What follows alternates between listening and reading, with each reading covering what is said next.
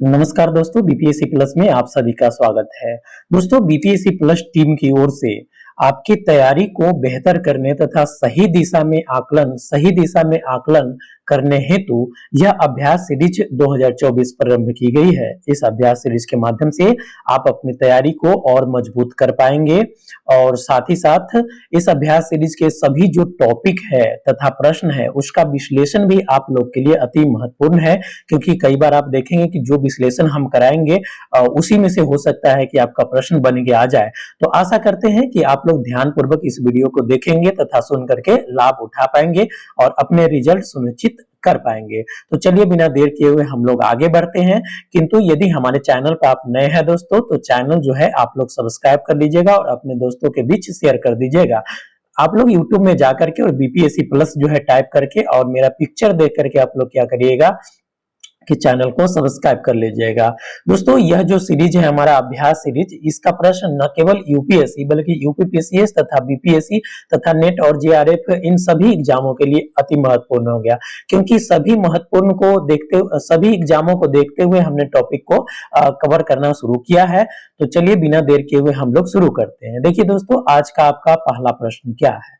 देखिए, आपको पहले प्रश्न में क्या पूछा जा रहा है, तो आपको देखिए, अब चूंकि जो भी बीपीएससी का एग्जाम हो गया है या यूपीएससी का एग्जाम कह लीजिए या यूपीएससी का या यूपीपीसीएस का, इन सभी एग्जामों को अगर आप मर्ज करके देखेंगे तो इन सभी के प्रश्न जो होते हैं वो अब स्टेटमेंट वाइज पूछे जाने लगे हैं। तो उसी आधार पे हमने आपको एक अभ्यास सीरीज शुरू किया है, ताकि उसी आधार पे आपको प्रैक्टिस करवाया जा सके। तो चलिए हम लोग शुरू करते हैं। आपसे पहला प्रश्न पूछा जा रहा है कि राज्यपालों के संदर्भ में निम्नलिखित कथनों पर विचार करिए। यानी आपको कथन दिए हुए हैं और उस पर विचार करना है। तो देखिए, पहला कथन क्या है कि वह राज्य की विधायिका का अंग होता है। तो राज्यपाल के बारे में आप सभी जानते होंगे कि वह राज्य की विधायिका का अंग होता है। दूसरा स्टेटमेंट देखिए, दूसरा स्टेटमेंट में क्या कहा जा रहा है कि वह राज्य के उच्च न्यायालय के न्यायाधीशों की नियुक्ति करता है। तो देखिए, यह स्टेटमेंट सीधे से गलत है, क्योंकि राज्य के उच्च न्यायालय के न्यायाधीशों की नियुक्ति राज्यपाल नहीं करता है, बल्कि ये प्रेसिडेंट यानी कि राष्ट्रपति के द्वारा किया जाता है। तो इस प्रकार से यह जो है स्टेटमेंट गलत है।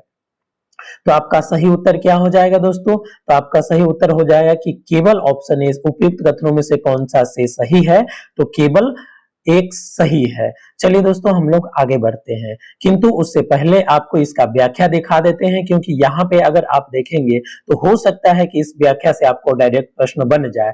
देखिए दोस्तों, आपसे कहा जा रहा है कि संविधान के अनुच्छेद 168, यानी कि इस अनुच्छेद को याद रखिएगा कि संविधान के अनुच्छेद 168 के तहत राज्यपाल राज्य की विधायिका का अंग होता है, अतः कथन एक सही है। तो इस स्टेटमेंट को आप लोग याद रखेंगे। दूसरा क्या है कि संविधान के अनुच्छेद 217 के तहत राज्यों के उच्च न्यायालयों के न्यायाधीशों की नियुक्ति राष्ट्रपति द्वारा की जाती है, न कि राज्यपाल के द्वारा। अतः कथन 2 सही नहीं है। तो इसीलिए कथन 2 जो है आपका सही नहीं था। चलिए दोस्तों, हम लोग आगे बढ़ते हैं। दोस्तों, वीडियो अच्छा लगे तो वीडियो को लाइक करिएगा और अपने दोस्तों में जरूर शेयर करिएगा। चलिए दूसरे प्रश्न की ओर हम लोग बढ़ते हैं। देखिए, दूसरा प्रश्न में आपसे क्या पूछा जा रहा है।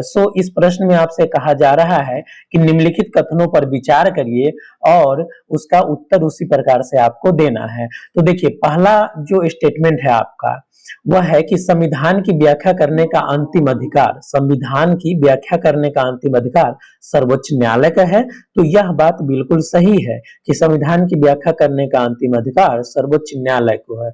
दूसरा है स्टेटमेंट कि सर्वोच्च न्यायालय को भारतीय संविधान का संरक्षक तथा अभिभावक कहा जाता है। तो यह स्टेटमेंट भी सही है। यानी आप कह सकते हैं कि दोनों स्टेटमेंट सही है, इसलिए आपका सही उत्तर क्या हो जाएगा दोस्तों? तो आपका सही उत्तर हो जाएगा सी, यानी कि 1 और 2, 1 और 2 दोनों सही हो जाएगा। चलिए अगले प्रश्न की ओर हम लोग बढ़ते हैं।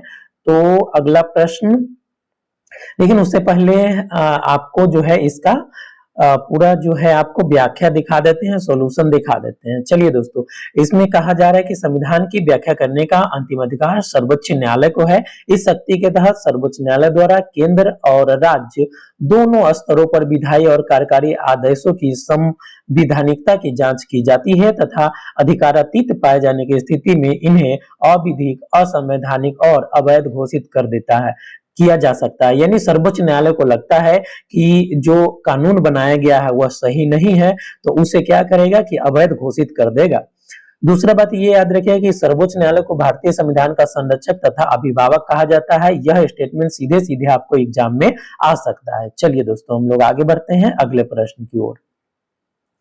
देखिए, अगला प्रश्न में आपसे क्या पूछा जा रहा है। अगले प्रश्न में आपसे कहा जा रहा है कि निम्नलिखित कथनों पर विचार करिए।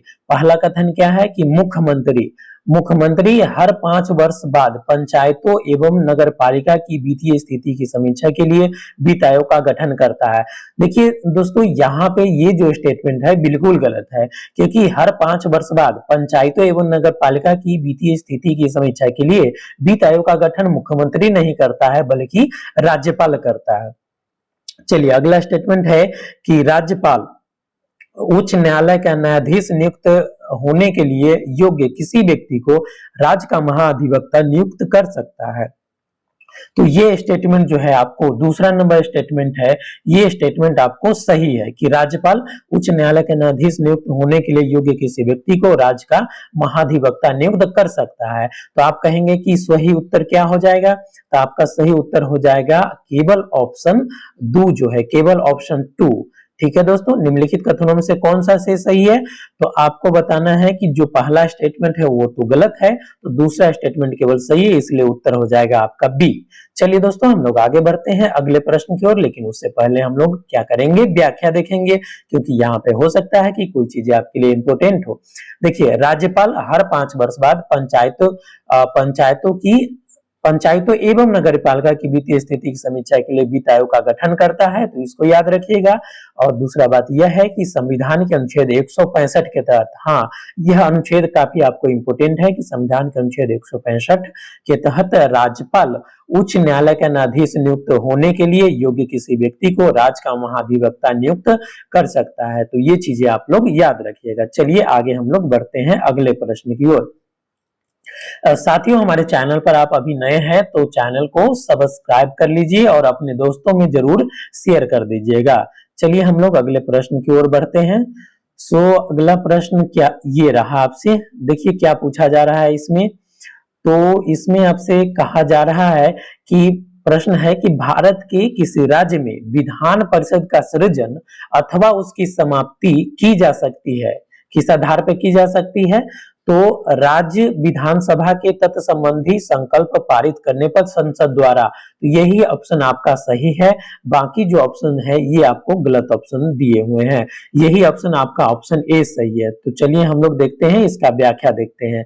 देखिए दोस्तों, यहाँ पे काफी चीजें इंपोर्टेंट है, तो इसको याद रखिएगा। संविधान के अनुच्छेद 169(1) के अनुसार राज्य में दूसरे सदन से तात्पर्य हुआ कि विधान परिषद की स्थापना या विघटन संसद विधि द्वारा तब कर सकती है जब संबंधित राज्य की विधानसभा इस आशय का संकल्प सदन की कुल सदस्य संख्या के बहुमत तथा उपस्थित एवं मत देने वाले सदस्यों के 2/3 बहुमत से पारित कर दे और तत्संबंधी विधि को संसद साधारण विधेयक की भांति सामान्य बहुमत से पारित कर सकती है। देखिए यहाँ पे आपको क्या क्या चीजें याद रखना है। एक तो आप अनुच्छेद 169 याद रखिएगा, ठीक है। अनुच्छेद 169 के तहत ही विधान परिषद की स्थापना या विघटन किया जा सकता है, किसके द्वारा, संसद द्वारा। लेकिन कब किया जाएगा, जब संबंधित राज्य की विधानसभा इस आशय का एक संकल्प पारित करेगा। वो भी कैसे, तो सदन की कुल सदस्य संख्या के बहुमत तथा उपस्थित एवं मत देने वाले सदस्यों के 2/3 बहुमत से पारित करे। किंतु देखेंगे कि इस विधि को संसद साधारण विधेयक की भांति ही प्रयोग करेगा। संसद जो है साधारण विधेयक की भांति सामान्य बहुमत से पारित कर सकती है तथा अनुच्छेद 169(3) के तहत ऐसी विधि अनुच्छेद 368 के प्रयोजन के लिए इस संविधान का संशोधन नहीं समझी जाएगी। यानी किसी राज्य में विधानसभा का जो है स्थापना या उसका विघटन किया जाता है, तो यह जो है विधान परिषद की स्थापना या विघटन किया जाता है किसी राज्य में, तो यह जो है आपको संविधान संशोधन नहीं समझा जाएगा। इस बात को भी आप लोग क्लियर कर लीजिए और याद कर लीजिए। चलिए दोस्तों, हम लोग आगे बढ़ते हैं। अगला प्रश्न देखिए, काफी वीवीआई प्रश्न है दोस्तों। यूपीएससी में इस तरीके के प्रश्न पहले पूछे जाते थे, किंतु अब जो है बीपीएससी और यूपीपीसीएस के एग्जाम में भी स्टेटमेंट वाइज इसी तरह के प्रश्न आएंगे। तो जितने भी कठिन टाइप का प्रश्न होगा उसको हम इस अभ्यास सीरीज में क्या करेंगे, उसको कवर करेंगे। तो चलिए साथियों, हम लोग देखते हैं, निम्नलिखित कथनों पर विचार करिए। आपका पहला कथन क्या है? आपको पहला कथन में ही आपसे कहा जा रहा है कि भारत के संविधान का अनुच्छेद 323 ए केवल लोक सेवाओं से संबंधित विषयों में अधिकरणों की स्थापना का उपबंध करता है। तो ये चीजें आपको याद रखना है, ठीक है। और यह स्टेटमेंट भी आपका सही है। दूसरा स्टेटमेंट देखिए, दो या दो से अधिक राज्यों के लिए, यानी दो या दो से अधिक राज्यों के लिए एक संयुक्त अधिकरण की स्थापना की जा सकती है। तो यह स्टेटमेंट भी याद रखिएगा, यह भी स्टेटमेंट आपका सही है। तीसरा जो कथन है उसमें कहा जा रहा है कि अधिकरण के सदस्यों में न्यायिक और प्रशासनिक दोनों क्षेत्रों के विशेषज्ञ होते हैं। यानी जब कोई अधिकरण का गठन किया जाता है तो उसमें न्यायिक और प्रशासनिक दोनों क्षेत्रों के विशेषज्ञ शामिल होते हैं। तो यह जो है तीनों ऑप्शन सही है, और इसीलिए आपका जो है उपयुक्त में से जो विकल्प है और ऑप्शन डी 1, 2 और 3 यानी तीनों विकल्प आपका सही है। तो चलिए दोस्तों, हम लोग इसका व्याख्या देखते हैं। देखिए यहां पर भी कई चीजें आपको निकल करके आएंगी जो आपको याद रखना है कि संविधान का अनुच्छेद 323 ए याद रखना है कि अनुच्छेद 323 ए केवल लोक सेवा से संबंधित विषयों में अधिकरणों की स्थापना करता है, ठीक है। जबकि 323 बी जो है कुछ अन्य विषयों के संबंध में अधिकरणों की स्थापना करना है। यानी यहाँ पे दो अनुच्छेद याद रखना है। एक तो अनुच्छेद 323 ए केवल लोक सेवा से संबंधित विषयों के अधिकरणों की स्थापना करेगा। दूसरा कि अनुच्छेद 323 बी कुछ अन्य विषयों से संबंधित मामलों में अधिकरणों की स्थापना को उपबंध करता है। तो ये चीजें आपको याद रखना है। उसके बाद आपको याद रखना है कि दो से अधिक राज्य एक संयुक्त अधिकरण की मांग कर सकता है, ठीक है, जिसे संयुक्त प्रशासनिक अधिकरण यानी कि ज्वाइंट एडमिनिस्ट्रेटिव ट्रिब्यूनल JAT कहा जाता है, जो इन राज्यों के लिए प्रशासनिक अधिकरणों की शक्तियों का उपयोग करता है। यानी आपको ये याद रखना है कि दो या दो से अधिक राज्य एक संयुक्त अधिकरण की मांग कर सकता है और उसका गठन कर सकता है। तो जो उसका गठन होगा उसे हम कहेंगे संयुक्त प्रशासनिक अधिकरण, ठीक है। चलिए आगे बढ़ते हैं और देखते हैं कि अधिकरण के सदस्यों को न्यायिक और प्रशासनिक दोनों क्षेत्रों से चुना जाता है ताकि दोनों क्षेत्रों की विशेषज्ञताओं का लाभ मिल सके। तो अतः आपका क्या हो जाएगा कि ये तीनों स्टेटमेंट आपका सही था। चलिए दोस्तों, हम लोग अगले प्रश्न की ओर बढ़ते हैं। देखिए अगला प्रश्न में आपसे क्या पूछा जा रहा है। तो अगला प्रश्न में आपसे ये कहा गया है कि संविधान के निम्नांकित में से किस प्रावधान के अनुसार या किस अनुच्छेद के अंतर्गत भारतीय संसद को नया राज्य बनाने का अधिकार है।